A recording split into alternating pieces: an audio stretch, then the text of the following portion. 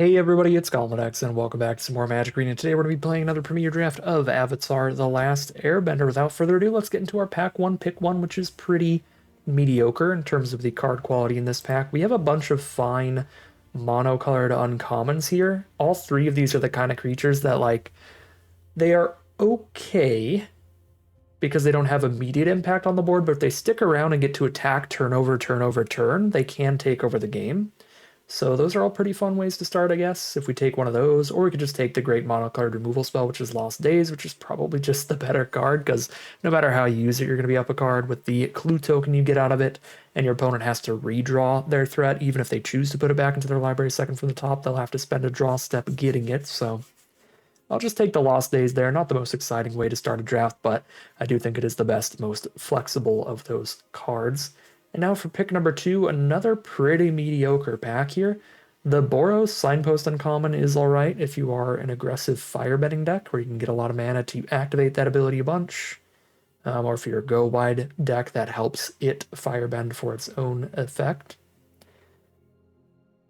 There's almost nothing outside of that. Giant Koi's an okay finisher. Boomy Bash is mediocre filler removal. I guess we just take the Sokka here, but Sokka is one of the weaker rares.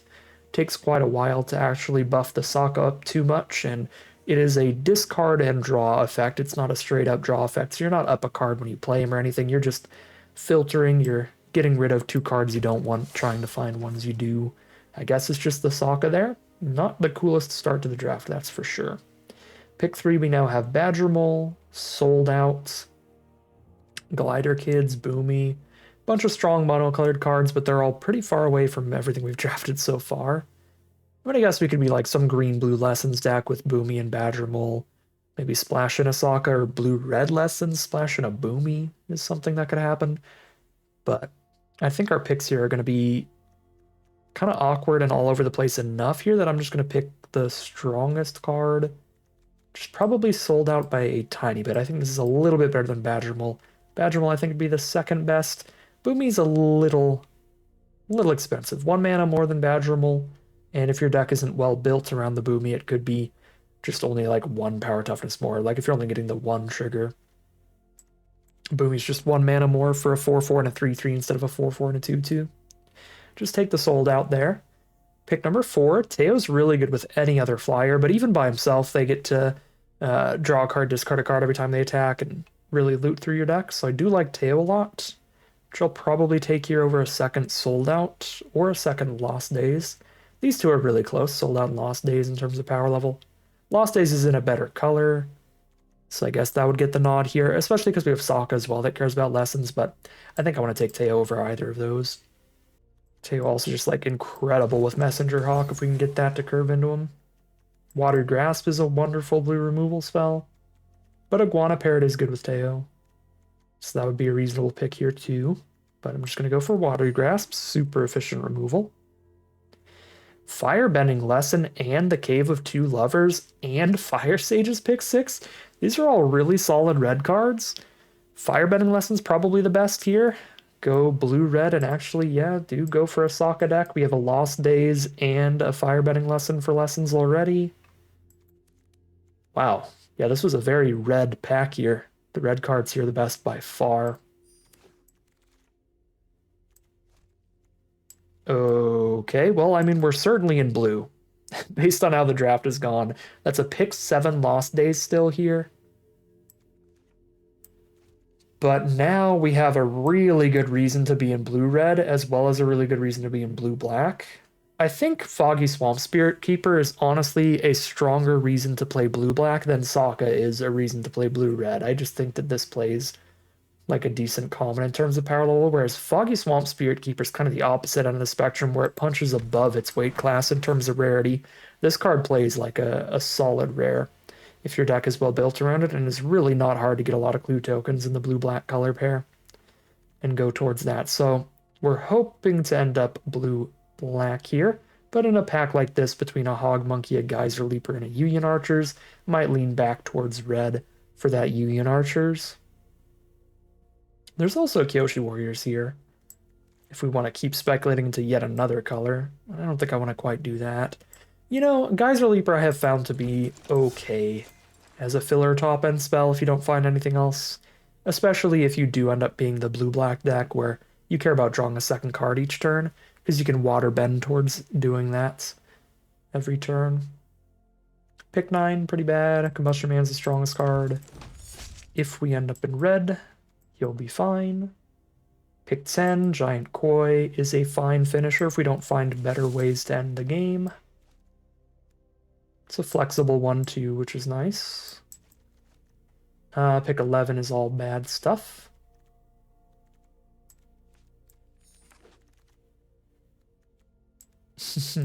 Freedom Fighters would be reasonable towards red, but I have not drafted the Shrine deck a single time. Pick 12 Shrine. We've now got the blue and the black Shrine. Wow, that is a really late audience. I might be supposed to speculate on that. But I don't think I'm going to, because Iguana Pair plays really well with Teo, and we're definitely in blue. But yeah, maybe I'm supposed to speculate on that audience here. This is a literal last pick. I guess second from last. Pack 2, pick 1. Iroh's Demonstration is great in red. Callous Inspector isn't much in black, so I think if we take something towards blue-black, it'll just be First Time Flyers, another card that works great with Teo. I don't think we want to splash towards the red-white Sokka, be blue, red, and white in the same deck. Like if I'm taking a red card here, we just take Demonstration over Sokka. It's a really excellent, really efficient removal spell. I think I'm just taking Demonstration here over First Time Flyer and Sokka Tenacious Tactician. There's a red shrine.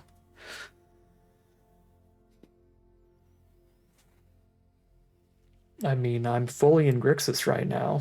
Are we Grixis shrines? Hama's probably the safest, just reasonably strong pick, but this pack's not that powerful. Like, Hama's solid, but not great or anything. I don't feel like it's insane to take Crescent Island Temple over Hama here. It's probably objectively wrong because the Shrine deck is just not very good, but if there was ever a time to maybe speculate towards the Shrine, that was a fine pack to do it. The pack was not that strong. So let's see.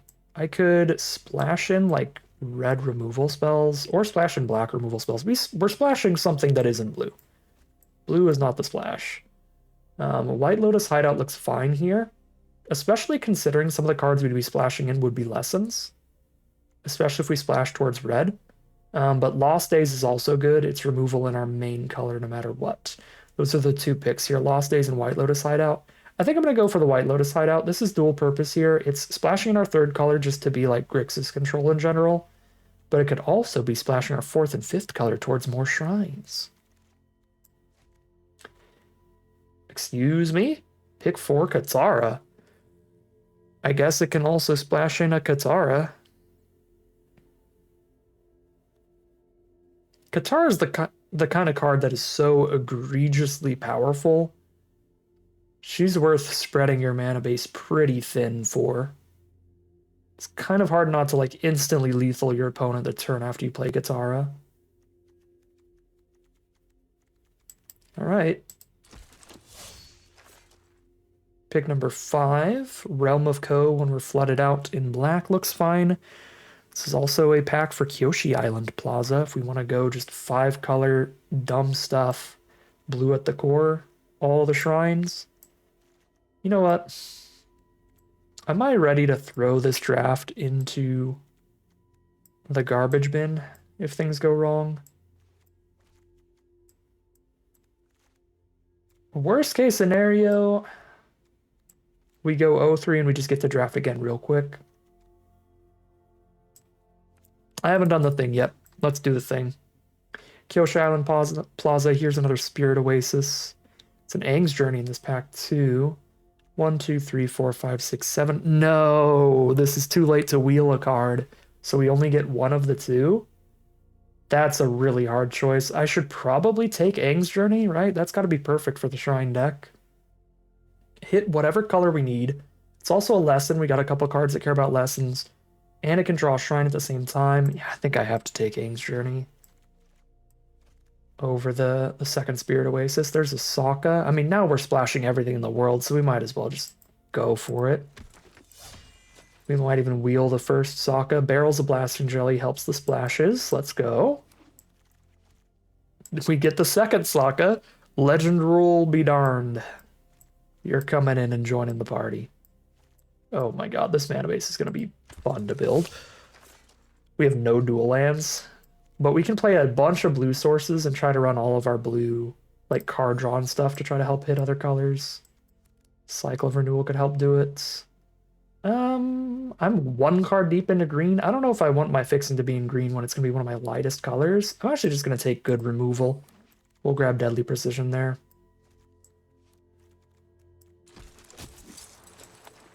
This is going to be a mess to build, but hey, we're going to do something different today.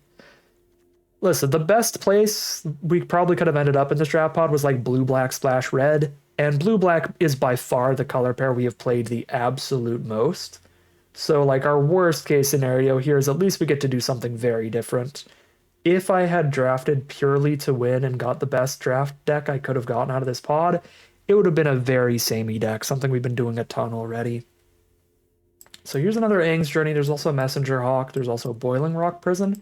The Hawk plays great with Teo, Swamp Spirit Keeper. It's a good card in general. The Hybrid mana makes it really easy to cast. The Clue Token helps us dig towards more mana. I think we take the Hawk and hope to wheel Journey or Prison, because Hawk is a much more flexible card that more players will be interested in drafting than those other two. And here we pray that we wheel Crescent Island Temple, because I don't think I'm passing Aang when I am kind of the 5-color splash around deck. We just take the big bomb. Take the big bomb, wheel the Crescent Island Temple if we're lucky. Fingers crossed. Zuko is not a big bomb. There's a Guru to draw a lesson or a shrine out of our deck, of which we have quite a few. If you count those two card types together, so Guru looks good here, but so does Watery Grasp, Swamp Snare Trap, reasonable removal options, but I'm going to grab Guru. Feels like the best time to get Guru. Oh yeah, this deck would have been incredible if we just stuck pure blue-black, double Foggy Swamp Spirit Keeper. But hey, we are doing something new. I guess I'm going to get the second anyway. There's nothing really here towards fixing or anything like that. Here's fixing. Green-blue dual or the filter land or a barrels. Tons of ways to fix. The only green card in the whole deck is the Plaza right now. Rumble Arena might be better fixing than Meditation Pools for this. I think it is. Another Guru. This is not a Cat Gator deck. It would have been if we stuck the blue-black. It could have been. Cat Gator, bunch of Deadly Precisions, Swamp Spirit Keepers. We would have had just our, again, our like 6th or 7th reasonable blue-black deck. I'm just going to grab another Guru. Blue-black dual looks wonderful. These colors are really important. Even if we're not pure blue-black, those are still some of our strongest colors. Black, green. We could have had 3 Swamp Spirit Keeper. Oh my god. Oh. It would have been such a consistent blue-black strat. Sadness on the stack. Still run that strat at the core of my deck, I guess. We didn't wheel Aang's Journey. Somebody else is trying to do shrine nonsense. I blame it on Numot. Oh, okay. Maybe Numot's not taking all my shrines. We get a Crescent Island Temple. Numot's not in this draft pod, at least I don't think. I never checked. Nope. So somebody was just taking the Journey for mid-fixing.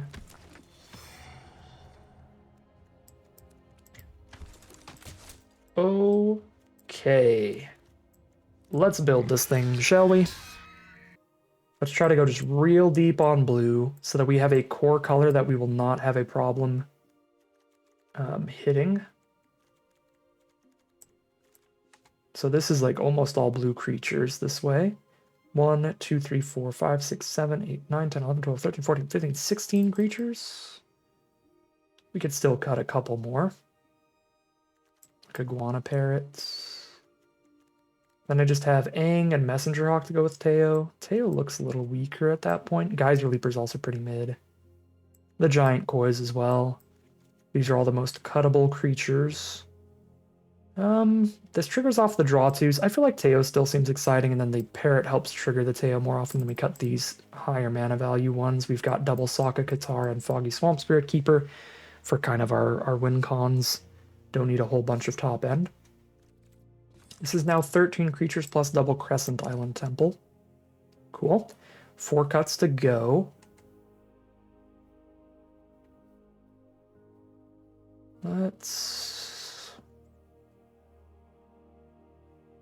Let's see. Removal, removal, removal. Shrine, shrine, shrine. Fixing. Card draw. Removal, removal and fixing. Removal. Removal and a shrine. Sort of feel like I'm supposed to cut Kyoshi Island Plaza because it's the only green card in the whole deck. But that does make all of our other shrines a tiny bit worse. And I want to go as deep on like the shrine thing as I can. I really do want to play the card draw and the card selection style stuff, so I want the abandoned attachments in here. I don't think I can just cut 4 removal spells though. I guess I could cut a tiny bit more creatures. I could still drop the iguana parrots. I'm very low on cheap creatures, so we need all of the cheapest removal in this deck for sure. So we need the 1 mana Watery Grasp, 1 mana Firebending Lesson, 2 mana Iroh's Demonstration. These are the most important removal spells in the deck, or the 2 mana and less removal.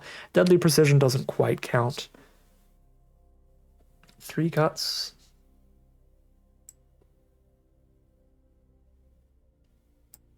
Could cut 1 of the Swamp Spirit Keepers. And then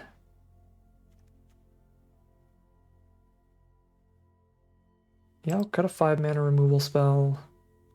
I'm tempted to cut Sokka. We have 4 lessons. 4 lessons and 1 artifact. So Sokka is straight up just like discard 2, draw 2, get a 1/1, maybe a 2/2, and infrequently a 3/3. I'm just gonna cut Sokka. All in on the shrines. Double check our mana base. Do the best we can with it here. 13 blue cards. That is the most important color by a ton. Let's make sure our blue is all in order. So we have 6 natural blue sources and 2 filters. So that is 8 blue. Seems okay. And then 7 blacks, or sorry, 7 red, 6 black, and then 4 and 3 on white and green.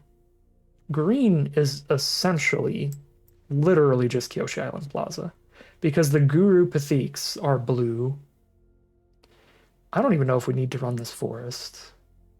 But if I don't run the forest, then we only have 3 ways to hit green. We have Rumble Arena, White Lotus Hideout, and Barrels of Blasting Jelly. And then I couldn't find green off of Aang's Journey if I wanted. This forest is somewhat on the chopping block, but I'm going to keep it for now. White, we have 4 white cards, and that's genuinely 4 white cards. Katara, Double Sokka, and Aang. And so to get white, we have 1, 2, 3 natural white sources, 2 filtering lands, a Plaza, and Aang's Journey of Barrels. I think I can drop 1 of the white. That is still 2 natural white sources, 2 filtering lands, that's 4. In Aang's Journey, that could search 5, a Barrels that can filter 6, an Island Plaza that could search 7. Yeah, I think we can cut the 1. Next up is black, which is, I'm not adding any more swamps, and I want to have at least 1 so I could search it off of Plaza and Aang's Journey, so I guess we have to keep the 1 swamp there. And then we have red at 7 red cards, got 1, 2, 3, 4. Red sources, 2 filters, and all the ways to tutor. But red is a color that's really important to have early, I think, because the Firebending lessened the Iroh's demonstration, so I don't want to cut too low on that. Yeah, I think I'm just cutting that one plains for another island, and then we will call it a deck here, hop into the gameplay, see how far this deck can take us. All right, here we are on the play for game number 1, and this is actually an excellent looking hand. We have the Air Temple into the Kyoshi Island Plaza. And then we'll just have perfect mana and ramped way up here. If our opponent isn't like a red or white based aggro deck, this should be a really nice game. I mean, really, this is a modern limited set. Any color pair could just curve out and kill us. But those are the only ones that I would be scared would be actively aiming to do that in every single game. And they start with a mountain. Mildly concerning, that's for sure. I guess I actually don't get to play the plaza until turn 5. So this actually is, instead of just like slow, it is really slow, but so is our opponent's hand so far. Now we have Guru to play on turn 4, since we can't play plaza at that point anyway. Guru should be really nice here. Like any shrine in the whole deck, and we're living the dream. Well, there's one right there, the Spirit Oasis, but let's play to the board here and get the Guru down. How on earth? Now I get to feel that. There's kind of a running joke, all these drafts that we've played, I don't know if I've ever seen an opponent actually hit on their Guru, and I'm like, there's no way people are putting them in their decks with less than like 5 lessons.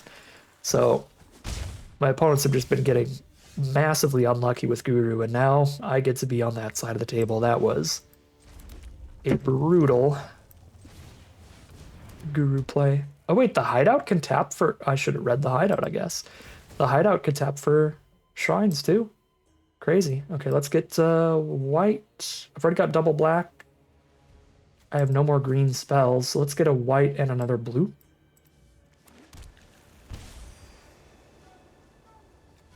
I don't want to sack the Guru here.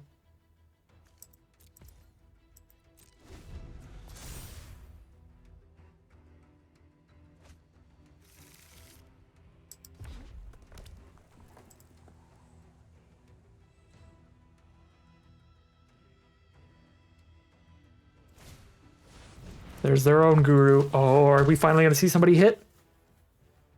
That looks like a yes to me. God dang it. Now I feel woefully embarrassed. I'm the Shrine deck, and I missed. And our opponent hit. They hit Accumulate Wisdom. No other lessons in their grave yet. Okay. Boop, boop, boop. Spirit Oasis. Yeah, that's crazy. I had no idea this thing can hit Shrine mana too. Okay, land have arrived. Rumble Arena Scry 1. Crescent Island Temple. That looks pretty good on this board. Here's a Messenger Hawk.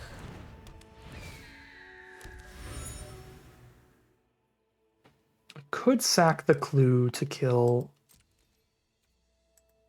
one of their creatures, but I don't think I want to get rid of any of my card advantage when I'm this heavy on mana right now. I need to draw more spells more than anything.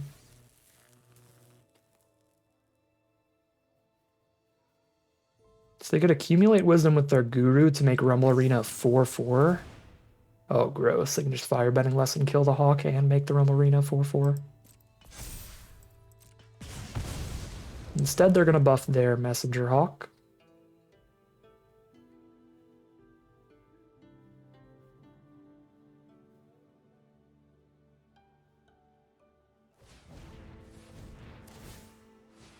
Crack a Clue. That extra damage with the Hawk. Yep, we'll bounce Gurus and we take 8 if they cast Accumulate Wisdom, but they probably don't want to cast it yet.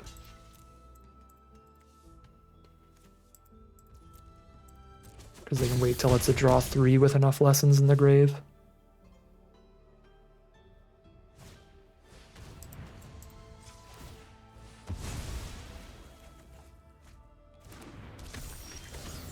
Foggy Swamp Spirit Keeper. So we play that first.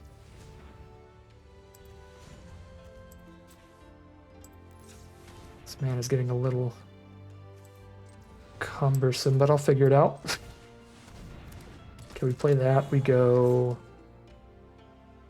1, 2, 3, 4. Probably pay like that, keeping all this mana untapped.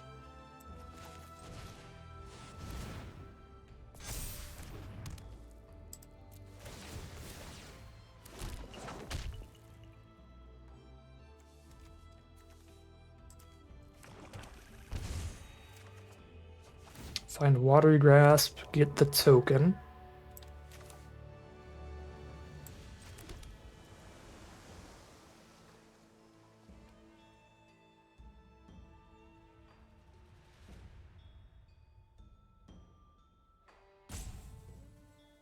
Do I need to Watery Grasp any of their creatures? Probably should Watery Grasp a flyer. But I am missing a bunch of prowess triggers.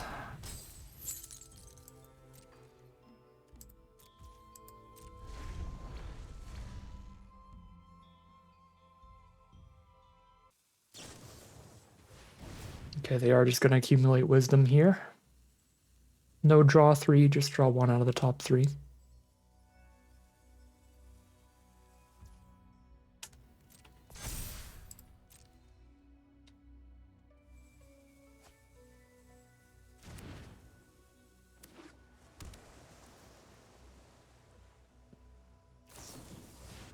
No! Lost Days, my Swamp Spirit Keeper. This first time flyer is also gigantic now. Well, we are gonna have to deadly precision that flyer, that's for sure.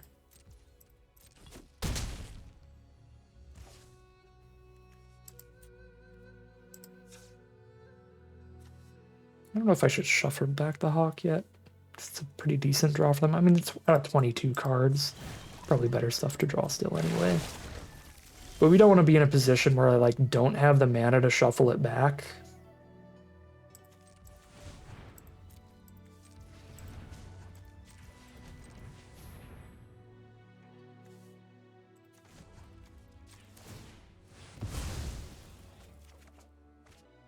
I don't have the mana to play Spirit Keeper and Deadly Precision without sacking someone.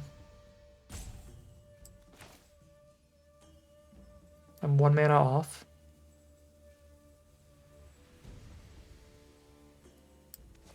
I guess Spirit Keeper has to wait a turn, probably. I don't think I can wait a turn to kill first time flyer. At 11 life? I guess I could sack somebody, but...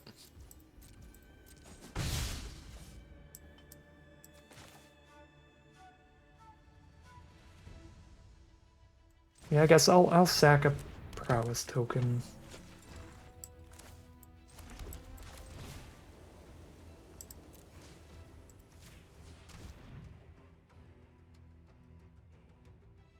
You know what? The damage output is pretty low here. I'll just sack the... I'll sack my creature that can't block anyway.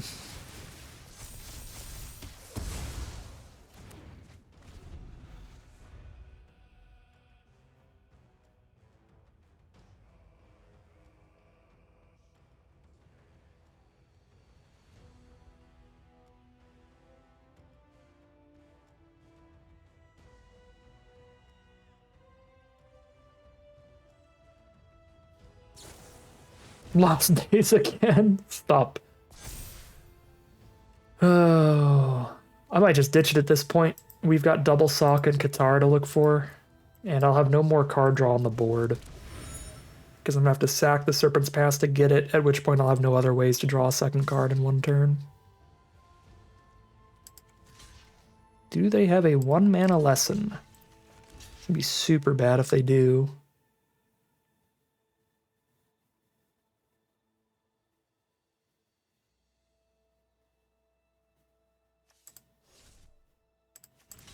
feel like probably not. No! Fair enough. It's like I can't even like block with the whole board here. That thing becomes a 6/6 and eats all my 1/1s anyway. And I don't want to like block with the whole board because then they just don't cast it and still eat all the 1/1s. Oh, you gotta be kidding me. Oh, you gotta be kidding me. That was the turn to block with nothing.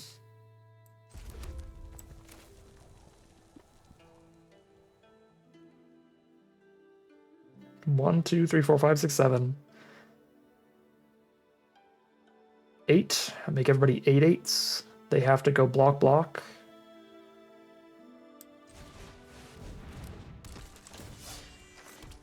Yeah, we would have literally just killed them here.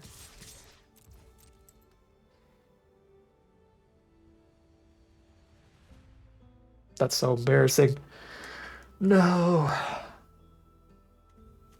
Should have known Katara was right there. Well, I'm not blocking with Katara.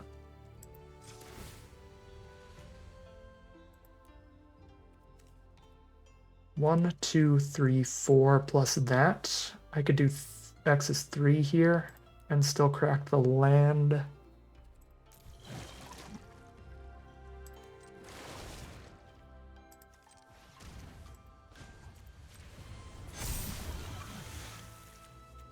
Yeah.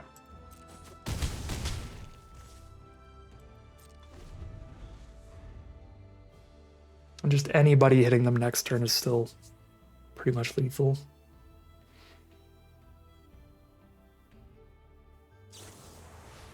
Yep, that's what I thought.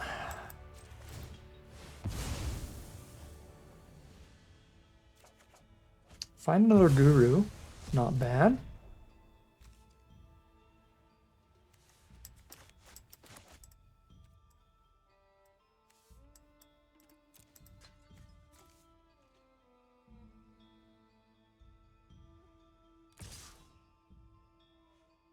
We have 4 lessons and 1 shrine left. 5 hits out of 16. Feels like this guru's got pretty good odds for us.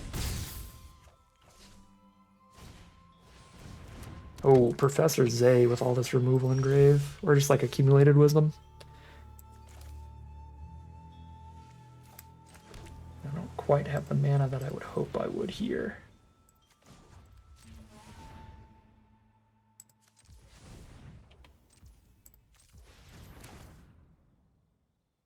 Four mana after this. 1, 2, 3, 4. I will have 4 mana up for anything I draw. 4 mana, okay. I have exactly the mana, actually.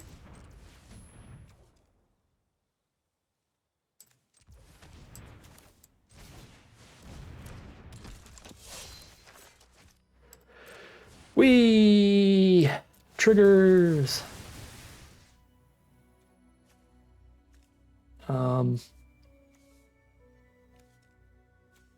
Token.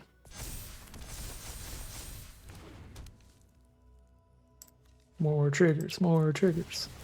Woo!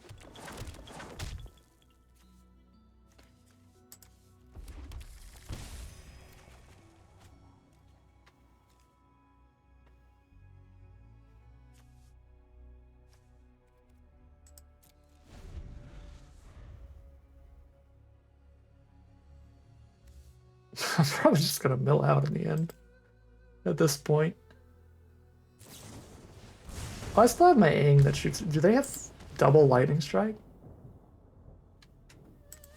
They do, because they lightning strike plus Zay pick it up. Oh my god.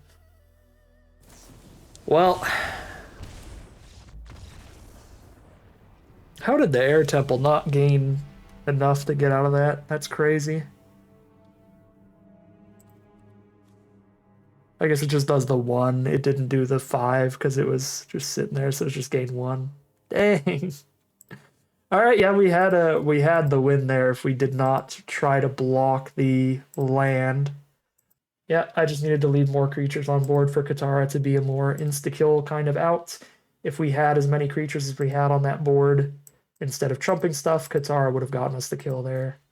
Man, still a solid showing from the deck there. Get a million tokens and stuff. Just made the wrong call on that block, and that'll be 0-1 heading to game 2. Here we are for game 2. Pretty reasonable start. Castable Demonstration into castable Foggy Swamp Spirit Keeper into castable Guru Pathique.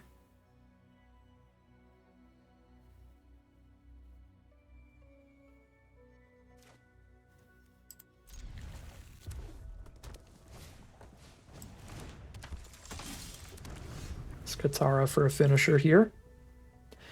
Way easier to play correctly with Katara when she's in your hand than when she's like the 1 out of 18 top deck, so I'll make sure not to throw any creatures into big blocks when we have a potential Katara coming up.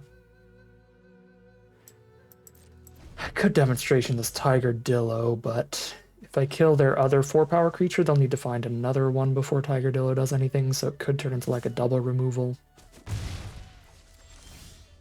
Aang's Journey is the draw. I would enjoy playing that soon. Picking up a Plains and a Shrine, right? It's both. Basic land and a Shrine.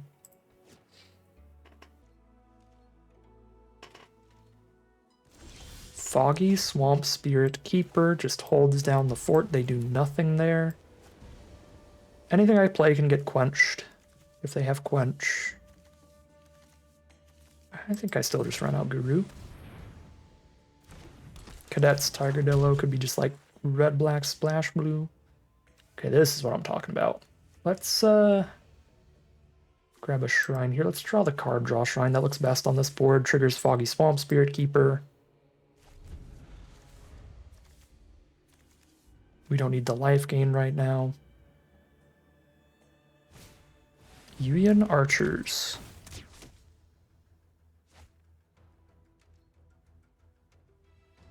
Discard's a lesson for the Fire Nation cadets. There's a lesson for us as well. Abandon attachments. Let's go Spirit Oasis. Draw and trigger.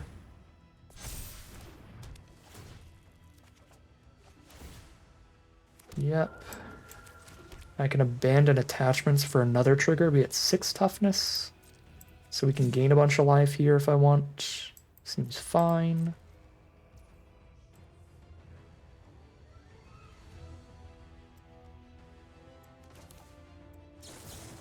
Yeah, I'm just gonna go big on this.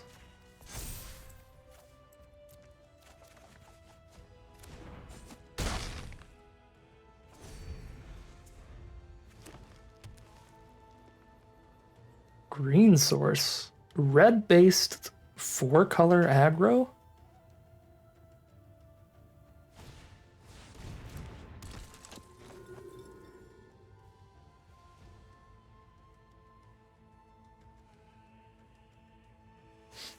Not sure exactly what's going on from our opponent, but it looks bold. I mean, very red-based. How to Start a Riot, kind of aggro, but also 4 colors of cards.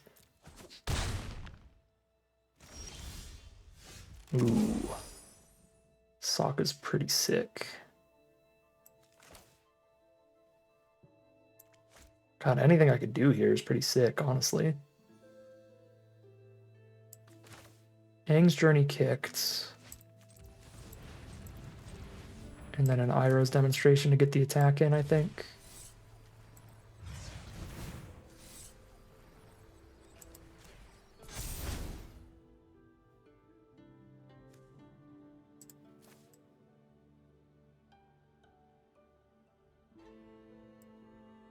Got triple blue already.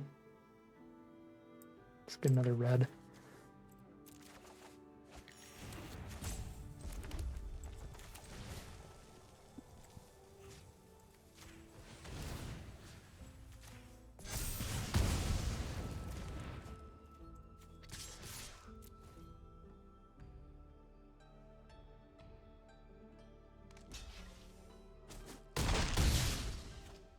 They chump the 4, take the rest.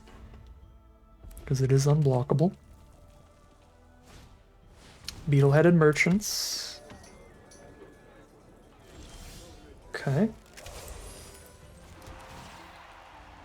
Firebending lesson, keep that on top. Here's a Sokka. Shuffle requires 5 permanents here. think I'm gonna do that. Yeah, let's just poke with our unblock ability.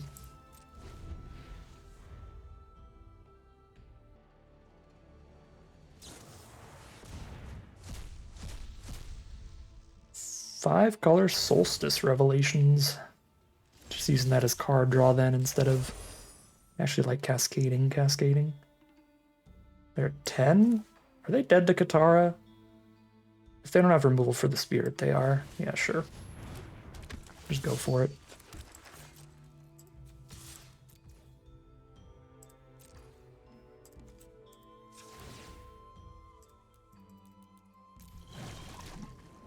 One, two, three, four, five, six, seven. With 2 counters. Oh, I can hit them for 9? That's not enough. I'm 1 damage from lethal? Shoot. They concede anyway. Our board is completely ridiculous. I certainly did not play that one outright, as we did with the first game. I don't know what is happening here. There's a lot of stuff going on when you're playing 4 or 5 color nonsense like this, but hey. Lose 1 game to misplays, win 1 game through the misplays. We'll take what we can get. We are 1-1 heading to game 3. I'm going to keep this opening hand. We have Firebending Lesson for their first threat. We have the Kyoshi Island Plaza to fix us at 4 mana, because this is a green source for Kyoshi Island Plaza. If we hit a Plains, we can Aang turn 3, but we can Aang turn 4 no matter what off of the White Lotus hideout. So this actually is a really reasonable hand. I'm just going to hold Aang as a tempo play at this rate.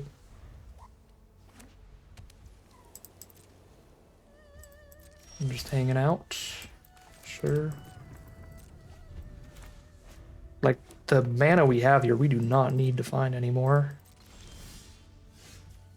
Now I got Aang and Katara. So this game has gone way long enough to easily play around quenches. And that's probably the main goal now, is just playing around counters from our opponent. I don't think I really care if they counter this Plaza. I'd ideally like to wait till I have the mana to play Plaza plus Aang. That would be really nice. Just draw, go, control. Mirror match. This is 1 mana off from doing that, but we have no guarantee we're drawing a land next turn anyway. I'm just going to bite the bullet here.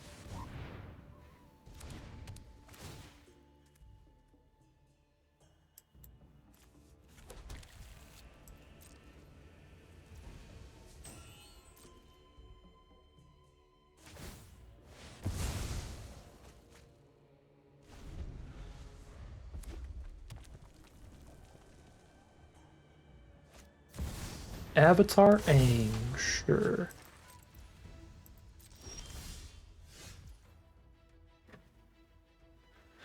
If they try to hexproof trick the Aang when I do this to it, I can... Actually, if they hexproof trick the Aang against Iroh's demonstration, I respond with Sold Out. How about that? Because we definitely want this dead. We don't want it airbended. So let's focus on getting it dead rather than getting it airbended.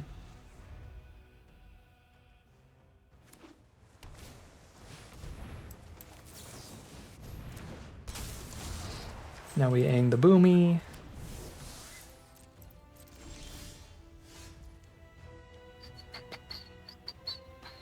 One, two, three, four, five, six. I'd have to tap all my lands basically. If I want to just jam here. I don't play into a board wipe or anything. Let's go Guru. If I like Guru into the red plaza, pretty good here. Oh my god, Guru, what is wrong with you? I know I have a bunch of hits for you in this deck. Hold up some instants.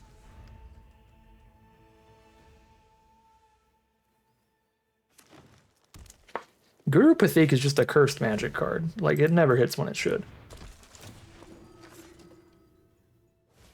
This is the world's saddest Boomy, by the way. Doesn't even have an enter trigger.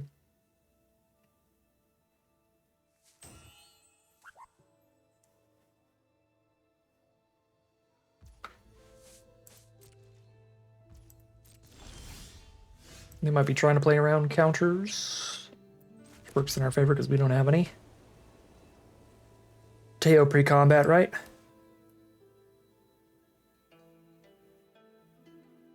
Feels like Teo pre-combat. Holding up Sold Out and Firebending Lesson to counter any green removal spells, such as that one. I don't have the double here, so if they have one way to protect Boomy, they can make sure this doesn't happen. Oh, I also can't play around Quench at this point. This could be bad. Let's see.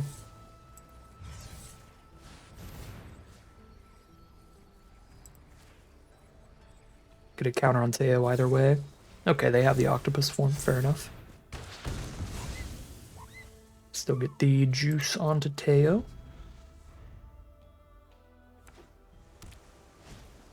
Invasion submersible to Teo then, yep. Play a bitter work. Hit for 4, draw a card. Yeah, it's kind of nasty. This has been a monumentally slow game, so it's a really good one for bitter work. Aang's Journey is going to help us a lot. We're really looking for another shrine. I think we're still saving Katara to be like the last thing we do. If I find the shrine that makes a bunch of 1/1s, we could actually Katara really soon.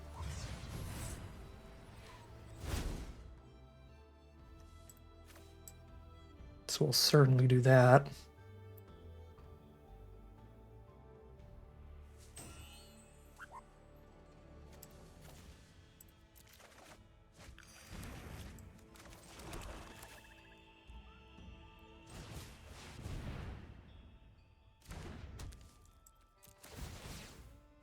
Come on, another shrine. Next turn.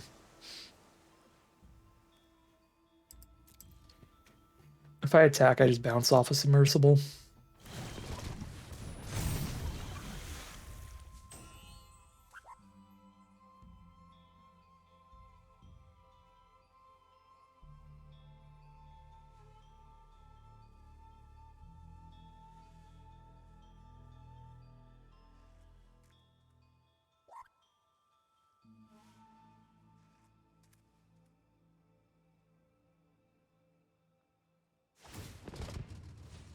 Get another 4/4. Send them in and draw one. Yep. Go to 10. Play their land, play a serpent. Perfect draw.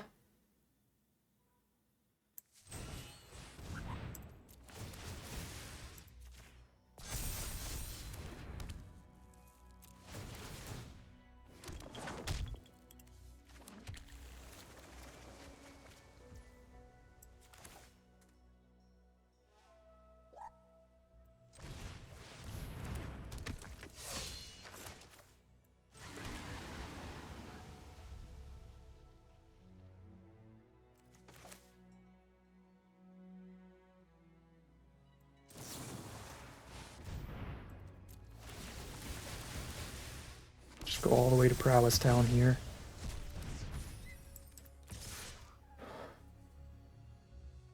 Just chump a little bit and then Katara kill them next turn. Feels like the play. Unless they find lethal through triple blocker.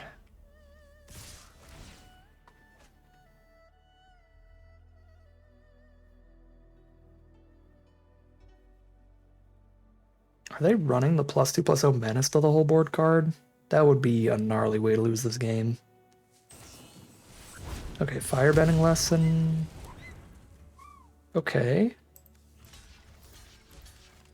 What else? Okay, we live.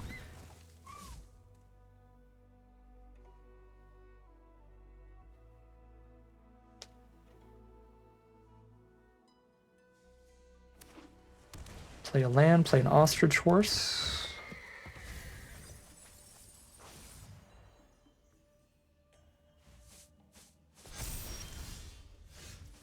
Okay.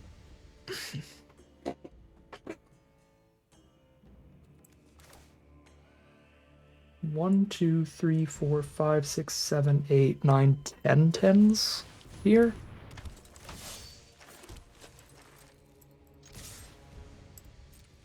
Okay. Katara wins those endgames. That was a super weird game of Magic. We both were like scared of counters and stuff early, just kind of stared at each other for a really long time. Not that it looks like either of us had anything great to do early anyway. I mean, I could have played an Aang without airbending anything and then just not been nowhere near the 8 mana waterbend. So it was like our best early play was an Aang doing nothing. It was like one Aang and then like a Kyoshi Island Plaza that I was holding on to. So like we had anything great to do early either. It seems like they didn't either until they hit the Aang mana themselves. Super weird, super long game, but Mega Katara Bomb wins it thanks to all of the Sokka and Crescent Island tokens. That is 2-1 heading into game 4. All right, well, that's a keep. I don't want to have to use the Aang's Journey without kicking it, but I will if I have to, and now I won't. We have all of the relevant colors. I guess no black till turn 4, but this looks like a really nice start. I actually don't even think I'm leading with Rumble Arena, weirdly. Not going to get the Scry here. That way if I draw one of my red burn spells, I can just go Mountain Burn spell, but still have Aang on 3. We did not draw one of those, so we'll just set up the Aang on 3 here.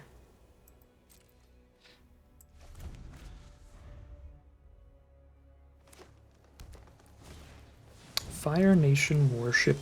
Yep, there's Katara as well. Okay. Strong cards are strong.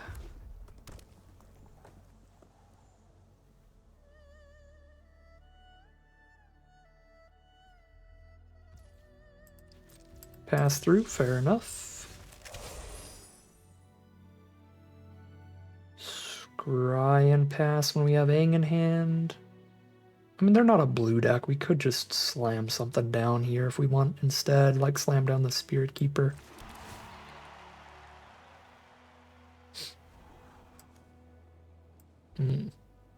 Let's slam down a Spirit Keeper.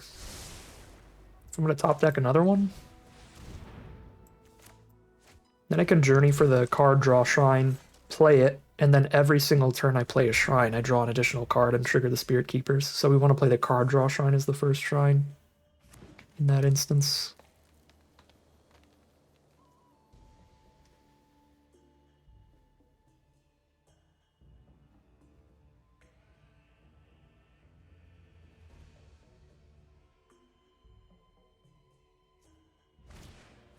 Earth Kingdom soldier all by himself. The Earth Kingdom's shoulder has arrived. It's detachable, like a Barbie doll or something.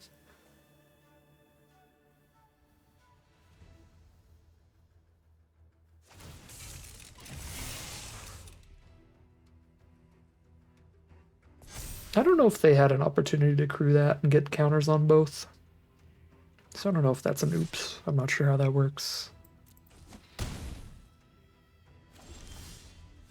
Okay.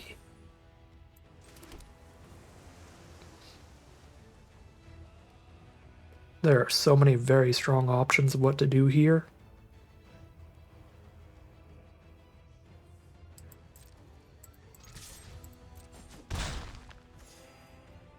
I've got multiple life linkers. Aang's Journey gains 2. Air Temple's going to gain life. I think I have the life to play around with, getting a little greedy here and trying to set up that Spirit Keepers plus Blue Shrine combo.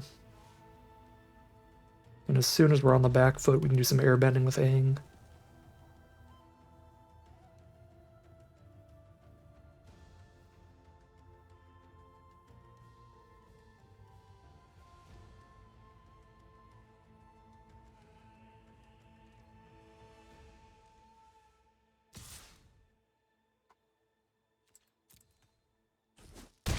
Down to 14. Glad they did not have a creature to crew the warship with.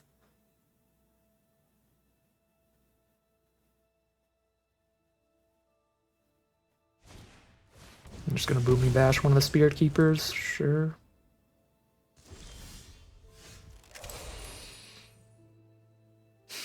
Okay. 4 mana for Journey plus 3 mana for the card draw Temple. So I want to Journey next turn. I'm going to need to be able to play another land. So for now, I could play the Life Drain Temple and still have Aang up. Or just play a Katara by yourself here. This feels like just life drain, tempoing.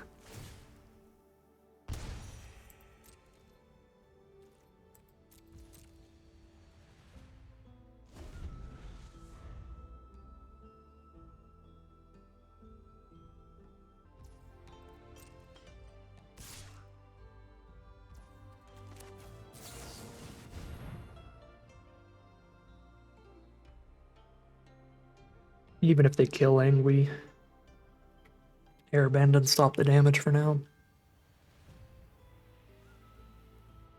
And then we have plenty of other ways to win. Even if there weren't a Katara in the hand, I wouldn't be that sad to lose the Aang. With the temples coming up. But especially with the Katara in the hand, we should be so fine here. However they want to deal with Aang.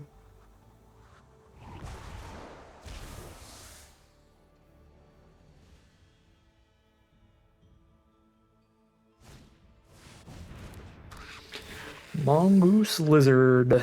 Poke my face, get a big menacer. Sure.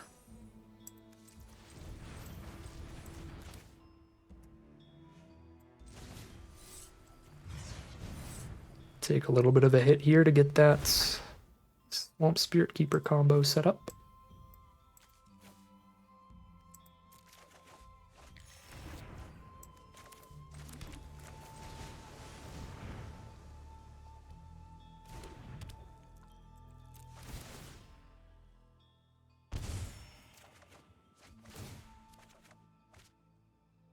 Those are draws.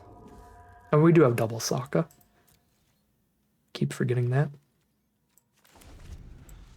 So we just play a Sokka and then start spamming Crescent Island temples till we have just a bajillion creatures on board, and then there's no way they survive a Katara activation with how wide the board would be.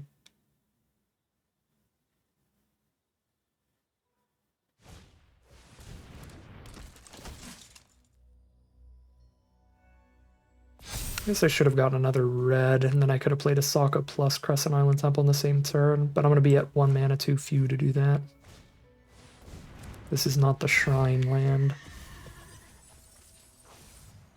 So it's 4 mana for Sokka, and then 5 mana having to filter red through Rumble Arena.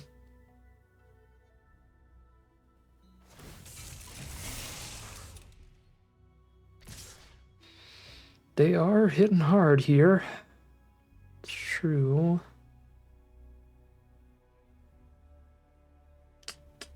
Yeah, we're gonna need the tokens next turn just immediately here. Go to 7. Iroh's Demonstration. Kill the Ostrich Horse. Better than killing nothing.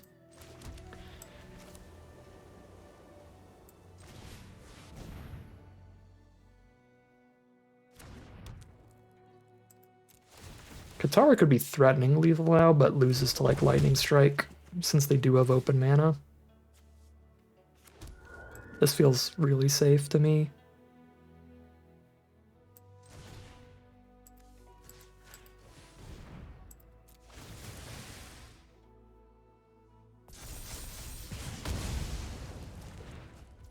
One, two, three, four, five, six, seven, eight. If I attack with the Spirit, I don't have enough to Waterbend the Aang.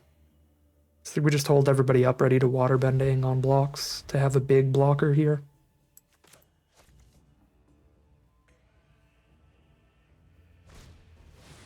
Mongoose Lizard. That kills a single 1/1. I can't Waterbend Aang anymore, which is rough. Because they definitely can't tap all my blockers here. But now they only have 1 mana up. And the 1 mana removal spell in red, shoot something for 1, cannot kill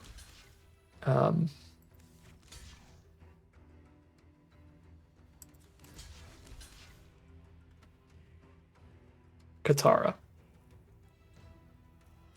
So 5 mana to play Katara. 1, 2, 3, 4, 5, 6. Everybody's at least a 6/6 attacking with 4 creatures.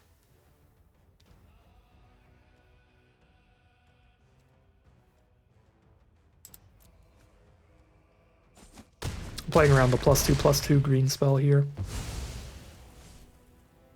Because I think I'm guaranteed lethal this turn now. Everybody's a 6/6. 3 creatures hitting them kills them. Yeah, we go for it.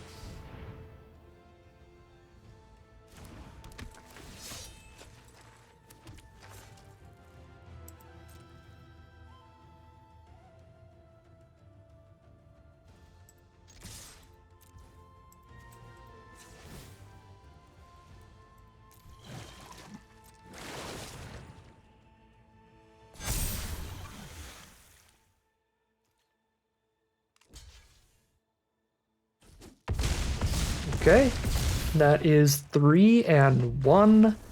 Turns out good rares are good. Aang and Katara Dream Team takes it again. 3 and 1 heading to game 5.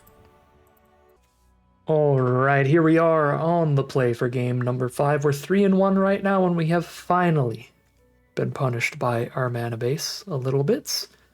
If we draw any land, we can still play Crescent Island Temples, but if we don't find black quick, we're not doing a whole lot here. So I'm probably supposed to mulligan this. Too bad. I'm going to draw the blue-black dual land, and we'll be fine. Oh god. We drew another blue-black spell as our first draw of the game. Oh, and they've started with the Mythic Bomb Badger Mole Cub. So they can dump their hand real quick. Okay, that's a very good draw. That is genuinely a very good draw. We found Barrels of Blasting Jelly. We haven't drawn a single land so far, though. If we don't find one land draw by turn 4, we're going to be playing off curve, and it's pretty devastating. Okay, we hit the land, and it's a 5-color land. Okay, we are in this game. We're still behind for sure. They Badger Mole Cubbed into Sokka. I think I need to just deal with Sokka so they don't draw a bajillion cards here. Yeah, I'm just going to sold out the Sokka.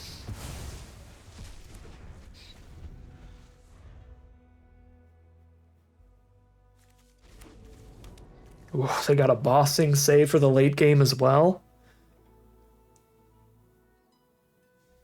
Card quality on that side of the board. Kyoshi Island Plaza. Just grabs the plains. Poke us with the Badger Mole Cub. Aang's Journey. Okay. Okay.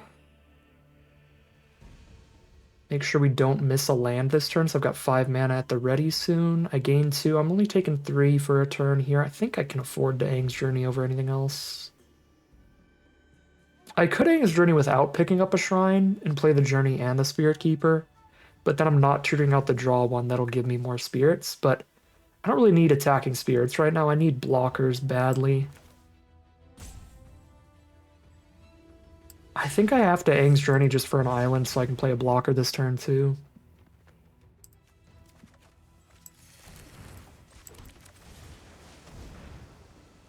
That way I can play a blocker and make sure I have the mana to throw barrels at somebody if they play any scarier creatures next turn. Not ideal, but I think that's where we're at.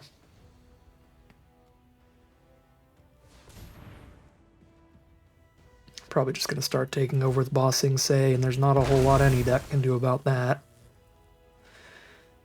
So, yep, go wide with Bossing Say. That's a very good combo with Badger Mole Cub, too, because the lands that they're animating are now tapping for double. Messenger Hawk, once I've got 2 Swamp Spirit Keepers on board, is cute. The Barrels is doing a lot of work for us as mana filtering right now still, so I don't think I can throw it at Badger Mole Cub just yet still.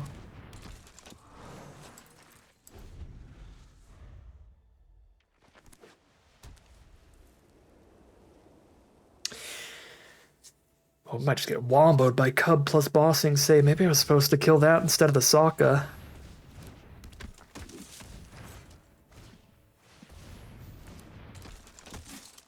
I mean, once their whole hand is dumped, the combo doesn't really matter as much. When they've only got like 1 card left in their hand, who cares how much mana they get out of their animated lands? It's mainly just Bossing Say being Bossing Say. They have no on-board tricks, so they'll basically spend a combat trick as a removal spell here, which is fine. Yep. Card for a card. Fair trade. We find Watery Grasp. Badgermole Cub is still probably the best target for removal, even if it doesn't matter as much at this point. I mean, they're playing completely off the top. They'd have to hit stuff that costs like more than 5.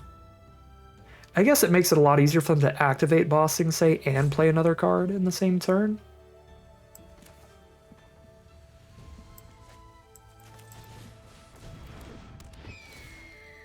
I'm just thinking, like, if I hit Watery Grass mana here, what do I hit? It's probably Badgermole Cub. Still. I do think I need to just crack this now, though. Okay, we do hit Watery Grass mana. Let's hit the Cub.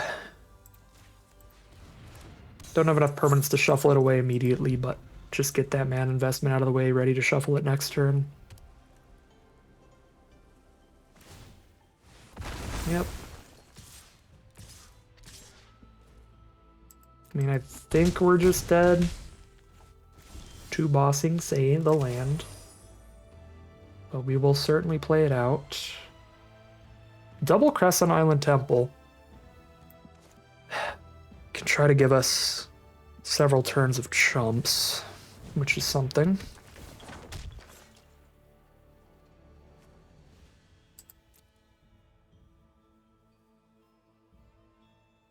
A little awkward to draw Firebending lesson after Waterbending the Cub.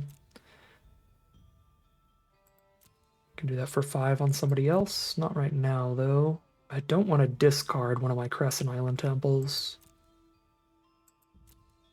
I mean, Northern Air Temple is another 1/1.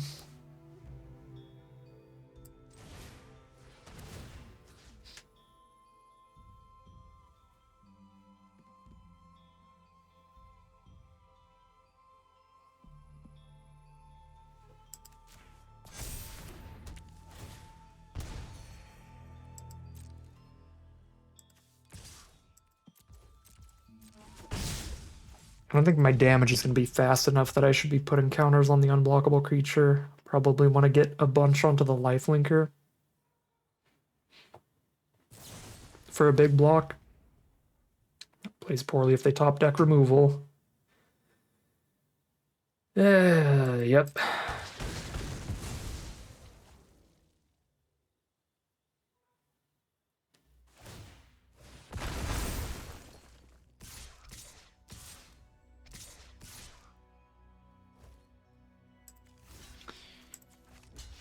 Bossing Sage, just a straight up ridiculous card.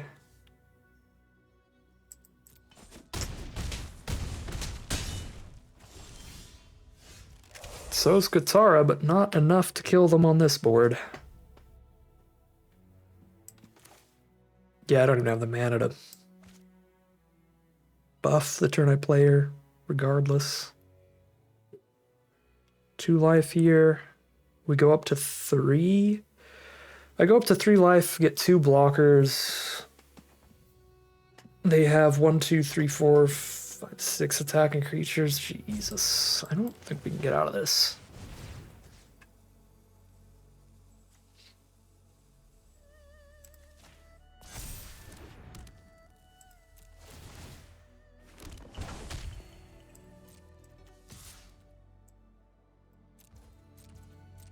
I will say, our hand actually played out pretty well. But their hand was just incredible. Bossing Say is just one of the least beatable cards in the set. Probably the rare that I've lost to the most. Because you just can't interact with it. It's a land. There's 1 card in the set you could deal with it with, which is like Boomy Bash. Which is not really a good card in doing anything else. So, 3-2 it is. Heading into game number 6. Alright, here we are for game number 6. We are 3-2 right now, so a single loss is going to kick us out at this point. If I draw an island or a forest, any blue or green source, I have Guru on 4, which really gets us going. We have all 3 of the Sokka colors if we draw any land. I believe this is a keep.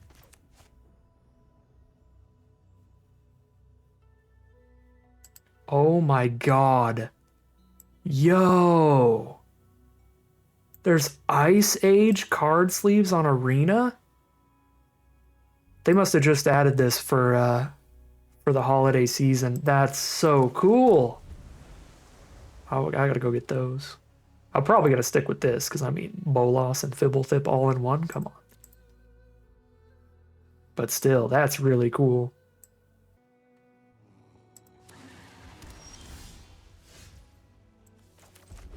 Drawn to a Watery Grasp. That's not a terrible draw. It'll help us stay alive a little longer, but we're definitely looking for lands more than anything else.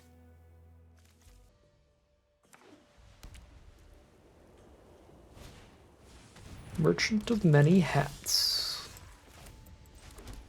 We draw planes, so we know that we will have Sokka, but that is not a Guru color, surprisingly.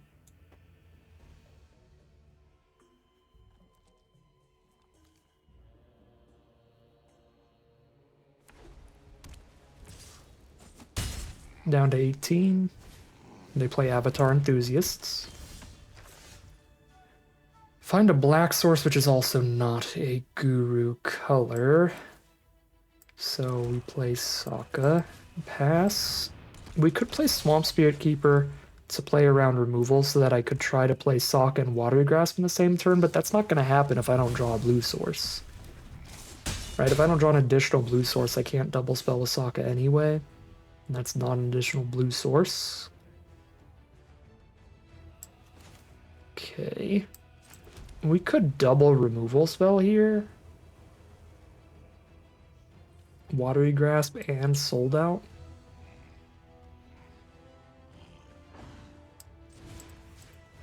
I'll Watery Grasp and hold up the Sold Out. I'd rather not use it on a merchant, but using it on a merchant would make sure the merchant never comes back from grave at least. No! No Airbending. Brutal. They save it from the Watery Grasp and replay it. Sold out the Avatar Enthusiasts here. There's Aang for us.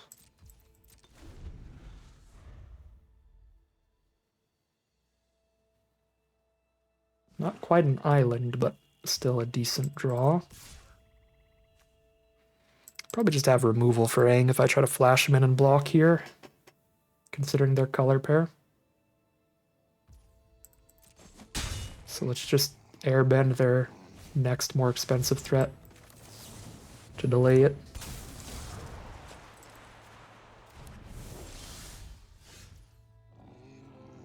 Oh, I still don't have double blue. Oh, this mana. Oh, no. I got pretty excited for a second, then I realized I can't cast that.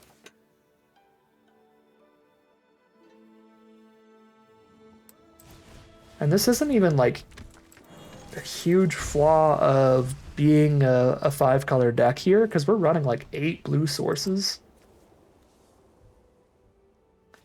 If we were a 2-color deck, considering we do have double blue cards like Katara and Greer, we'd probably be running at least 9 blue sources, so there's a very, very slight lowering in our chance of hitting blue because we're 5-color, but not like drastically. This is an 8 blue source deck. Wow, their hand is real strong. Very efficient creatures and stuff. We're just not finding blue. Gotta kill this 6/6 or I'm just gonna die.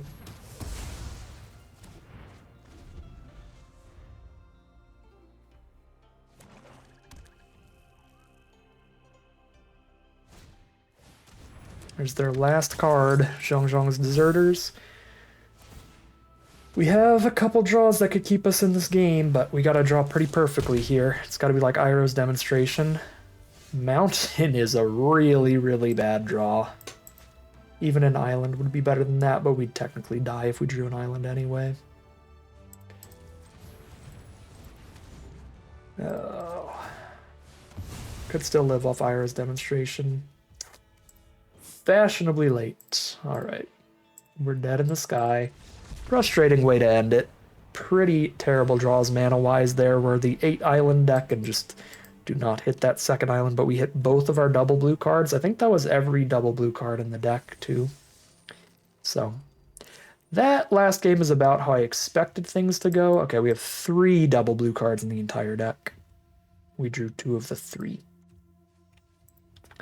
That last game is the kind of game that I think of when I think of like 5-color shrines decks. I'm like, this is just, they just die to opponent playing kind of normal spells. But we had some really good games with this deck as well. I think a lot of that was carried by the power level of some of our rares here. The Sokkas aren't that good, but Katara and Aang, these two did a lot of work, particularly Katara just winning a lot of games by herself, as she tends to do. Yeah, I don't know. I think we definitely could have gotten an incredible record if we were just blue-black. We would have had triple Swamp Spirit Keeper. We could have still splashed in Katara. We could have just been deep blue-black splashing in Katara and Aang, and we would have had an excellent, probably 7-win deck here, but at least we did something new here. I've been getting pretty bored of the set lately. If you have not been able to tell, then I've been hiding it well, but I don't think I'm that good at hiding that. So at least we did something a little different this time around, and got a decent record with it. Hey, I'll take 3/3 for a 5-color goop pile. Got some fun triggers on the Crescent Island temples. We got to attack with a bunch of little monk tokens. That was cool. Decent time, even if it isn't a particularly decent record, just a 3/3 average run.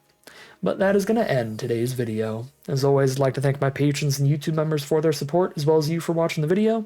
If you enjoyed it and you're interested in seeing some more, you can always like, comment, and subscribe to tell the YouTube algorithm to send some more in the recommended feed. If you'd like to catch me live, you can check out the Twitch channel in the link in the description below. And if you'd like to support the channel directly, you can check out the Patreon link in the description below. But other than that, as always, thank you very much for watching, and I'll see you again soon for some more Magic Arena.